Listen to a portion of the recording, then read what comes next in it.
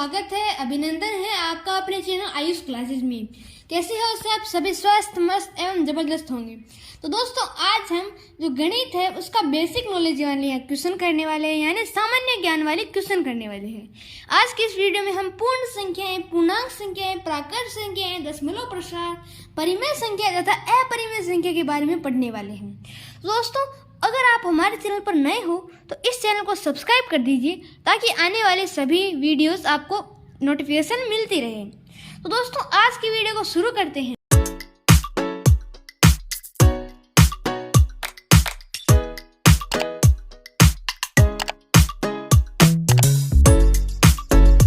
तो दोस्तों, सबसे पहले है अंक किसे कहते हैं। तो दोस्तों, अंक है यानी इसे अंक क्यों कहते हैं? तो अंक है वह इससे ही मिलकर जो सारे सभी गणित की संख्याएं अंक होते हैं वही निर्माण करते हैं। जैसे यहाँ पर 0 है, 1 है, 2 है, 3 है, 4 है, 5 है, 6 है, 7 है, 8 है और 9 है। तो ये सारे मिलकर ही आगे की संख्याओं का निर्माण करेंगे। जैसे अगर 1, 2, 3, 4, 5, 6, 7, 8, 9 आदि सभी अंक होते तो इसके बाद में 9 के बाद में आगे की संख्या नहीं बढ़ती। तो 9 के बाद में आगे की संख्या 10 आती है और 10 में 0 शामिल होता है। अगर 0 नहीं होता तो संख्या आगे नहीं बढ़ती। तो यही अंक होते हैं। इसके बाद है प्राकृत संख्या। तो प्राकृत संख्या क्या होती है उसके बारे में पढ़ते हैं। तो प्राकृत संख्या का वह स्वरूप जिसमें संख्या 1 से प्रारंभ होकर अनंत धनात्मक अनंत तक चलती है प्राकृत संख्या कहलाती है। इसे n से प्रदर्शित करते हैं।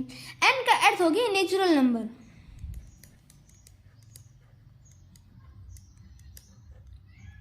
अब प्राकृत संख्या में यहाँ पर लिखा है 1, 2, 3, 4, 5, 6 आदि आगे सभी चलती रहेगी और धनात्मक इनफाइनाइटी अर्थात अनंत यहाँ तक चलेगी। इसके बाद है पूर्ण संख्याएं। दोस्तों, पूर्ण संख्याओं का वह स्वरूप जिसमें प्राकृत संख्या के समूह में अगर हम 0 को शामिल कर देंगे तो प्राप्त संख्या पूर्ण संख्या कहलाती है। इसे W से प्रदर्शित करते हैं। W का अर्थ हो गया वोल नंबर। जैसे पूर्ण संख्या कौन कौन सी हो गई? तो 0 प्राकृत संख्या है, जैसे 1, 2, 3, 4, 5, 6। इसमें अगर हम शून्य को शामिल कर दें यानी 0 को शामिल कर दें तो वह पूर्ण संख्या बन जाती है और बाकी का सेम ही रहते हैं इसमें। नेक्स्ट है पूर्णांक संख्या। तो पूर्णांक संख्या किसे कहते हैं? संख्या का वह स्वरूप जिसमें धनात्मक अनंत व ऋणात्मक अनंत के मध्य संख्याएं होती है उसे पूर्णांक कहते हैं तथा इसे z से प्रदर्शित करते हैं। और दोस्तों, पूर्णांक संख्या इसे कहते हैं जिसे यहाँ पर नेगेटिव इनफाइनाइटी है यानी माइनस अनंत है। तो जो माइनस अनंत है इससे यह शुरू होती है। जैसे माइनस अनंत में -10 लाख हो गया, -1 करोड़ हो गया, तो यहाँ से शुरू होती है और प्लस के 10 लाख या अनंत तक चलती है। जैसे यहाँ पर माइनस में है तो यहाँ पर शुरू हो गई, जैसे -2, -1, 0 है, यह 0 है वह बीच में आ जाएगा। इसके बाद में 1, 2, 3, 4 अनंत तक चलती रहेगी। इसे z से प्रदर्शित करते हैं और इसे पूर्णांक संख्या कहते हैं। अब यहाँ पर एक नोट लिखा हुआ है। नोट क्या लिखा हुआ है?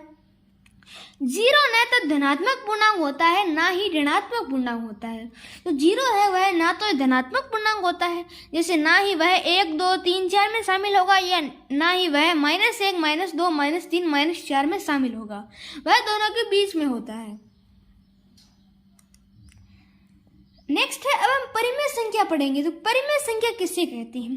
तो संख्या का वह स्वरूप जिसे P/Q के रूप में लिखा जा सकता है, पर इसमें एक शर्त है।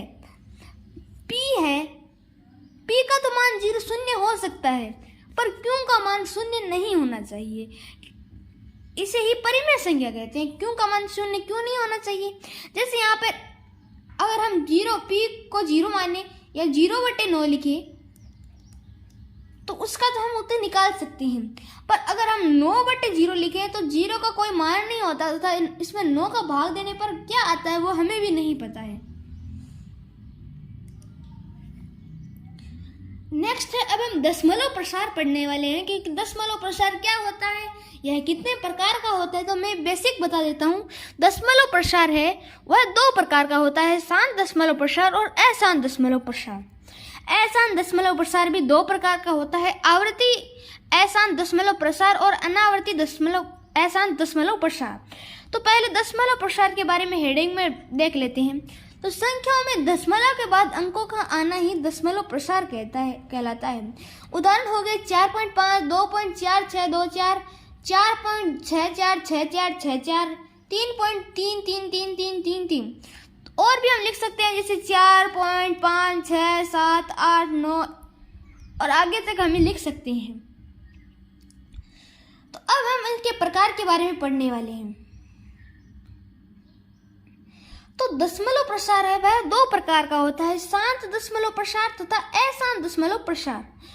तो दोस्तों अब हम शांत दशमलव प्रसार भी पढ़ेंगे और अशांत दशमलव प्रसार भी पढ़ेंगे। तो मैं इसमें बेसिक बता देता हूँ कि शांत दशमलव प्रसार है, इसमें जो संख्या है जैसे 4.5 है वह निश्चित होती है कि इसमें एक ही संख्या है, इससे आगे संख्या नहीं होती है। तथा अशांत दशमलव प्रसार में जैसे 4.5, 6, 7, 8, 9 इत्यादि चली रहती है, यानी अनंत तक चली जाती है, जिनकी कोई सीमा नहीं होती है। तो पहले हम शांत दशमलव प्रसार की हेडिंग देख लेते हैं। तो शांत दशमलव प्रसार वह दशमलव प्रसार जिसमें दशमलव के बाद अंक निश्चित होते हैं, शांत दशमलव प्रसार कहलाते हैं। जैसे 4.5 है, 3.236, 7.65। इसमें हमें एक बेसिक नॉलेज में ध्यान रखना है कि संख्या है जैसे 4.5 है, जैसे 3.236, इसे हम 236 नहीं बोल सकते, इसे हम 65 नहीं बोल सकते, इसे हम 236 ही बोलना पड़ेगा। तो शांत दशमलव प्रसार में ये हो गया कि संख्या के बाद अंक निश्चित होते हैं। नेक्स्ट है अशांत दशमलव प्रसार, वह दशमलव प्रसार जिसमें दशमलव के बाद अंक अनिश्चित होते हैं, अशांत दशमलव प्रसार कहलाता है। जैसे यहाँ पर लिखा है 4.5555, 3.23636985, 7.65656565, 5.255555 इत्यादि हम कुछ भी लिख सकते हैं।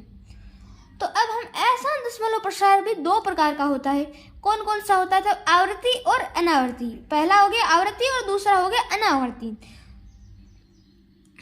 तो अशांत दशमलव प्रसार भी दो प्रकार का होता है, आवृत्ति अशांत दशमलव प्रसार और अनावृत्ति अशांत दशमलव प्रसार। सबसे पहले आवृत्ति अशांत दशमलव प्रसार को देख लेते हैं। तो वह अशांत दशमलव प्रसार जिसमें दशमलव के बाद किसी अंक या अंकों के समूह की पुनरावृत्ति होती है, यानी वह बार बार आते हैं, आवृत्ति अशांत दशमलव प्रसार कहलाता है। जैसे 4.555555, जैसे यह चलता जाएगा 9.22222222, 8.36363636, 7.753 753 753। इसे हम ऐसे भी लिख सकते हैं जैसे 4.55, इसमें 5 का रिपीटेशन हो रहा है, यानी पुनरावृत्ति हो रही है, तो हम 5 के ऊपर बार लगा सकते हैं। इसका अर्थ हो गया बार बार या पुनरावृत्ति होना। ऐसे यहाँ पर 9.22 है तो 9.2 पर बार लगा देंगे। जैसे यहाँ पर 8.3636 है तो 6 पर बार लगा देंगे। जैसे यहाँ पर 7.753 है, इसकी पुनरावृत्ति हो रही है तो इस पर बार लगा देंगे। तो ऐसा ही चलता जाएगा। अब अशांत अनावृत्ति अशांत दशमलव प्रसार देख लेते हैं। तो वह अशांत दशमलव प्रसार जिसमें दशमलव के बाद किसी अंक या अंकों के समूह की पुनरावृत्ति नहीं होती है, अनावृत्ति अशांत दशमलव प्रसार कहलाता है। जैसे 6.369827, ऐसे आगे चलता रहेगा, कुछ भी संख्या हम लिख सकते हैं। जैसे 9.98, हम अपना उदाहरण ले लेते हैं, जैसे 9.9837564, कुछ भी लिख सकते हैं। अब है अपरिमेय संख्या क्या होती है, इसके बारे में हम पढ़ेंगे। दोस्तों, वर्गमूल में वे धनात्मक परिमेय संख्याएं जिनका पूर्ण वर्गमूल नहीं होता है। जैसे वर्गमूल में ये संख्याएं जैसे √2 है, तो √2 का हम पूर्ण वर्गमूल नहीं निकाल सकते हैं। जैसे √2 का कोई मान नहीं होता है। जैसे अगर हम √4 ले तो उसका मान होता है, यानी उसका अगर हम वर्गमूल निकालें तो उसका वर्गमूल 2 आता है, और 2 इसमें अपरिमेय संख्याओं में नहीं आता है, इसलिए यह अपरिमेय संख्या नहीं है। ऐसे यहाँ पर √2, √3, √5, √6, √7, √8 और √9 हम नहीं लिख सकते, क्योंकि √9 का वर्गमूल है वह 3 होता है। नेक्स्ट है, इसके बाद में क्या लिखा है, अब है अनावर्ती अशांत दशमलव प्रसार भी अपरिमेय संख्याएं होती है। जैसे ये संख्याएं, ये जैसे 3.2, 4, 5, 4, 8, 9, ये सभी भी अपरिमेय संख्याएं होती है। 36.666555 ऐसे हम कुछ भी लिख सकते हैं जिसकी पुनरावृत्ति नहीं होती है, पर पुनरावृत्ति हो रही है तो वह अपरिमेय संख्या नहीं होती है। और इसमें हम पाई भी लिख सकते हैं। जैसे एक संख्या है पाई, तो पाई भी एक अपरिमेय संख्या मानी जाती है, क्योंकि पाई का मान 3.1428571428 नहीं, जो इसका मान होता है वह ही लिख सकते हैं। और जो 22/7 है पाई का मान, वह हम सुविधा के लिए लेते हैं, पर पाई का असली मान 3.14 ये आगे होता है।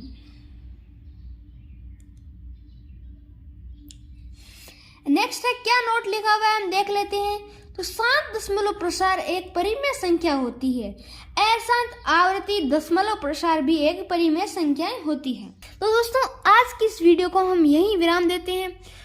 और अगर आपने हमारे चैनल को सब्सक्राइब नहीं किया तो हमारे चैनल को सब्सक्राइब कर दीजिए तथा घंटे वाले निशान को दबा दीजिए। और अगर आपने हमारे विज्ञान का पहला पार्ट का वीडियो नहीं देखा है तो आप ऊपर आई बटन पर क्लिक करके देख सकते हैं, तथा हमारे जो वीडियो के बाद में आउट्रो है उसमें भी आप इस वीडियो को देख पा सकते हैं।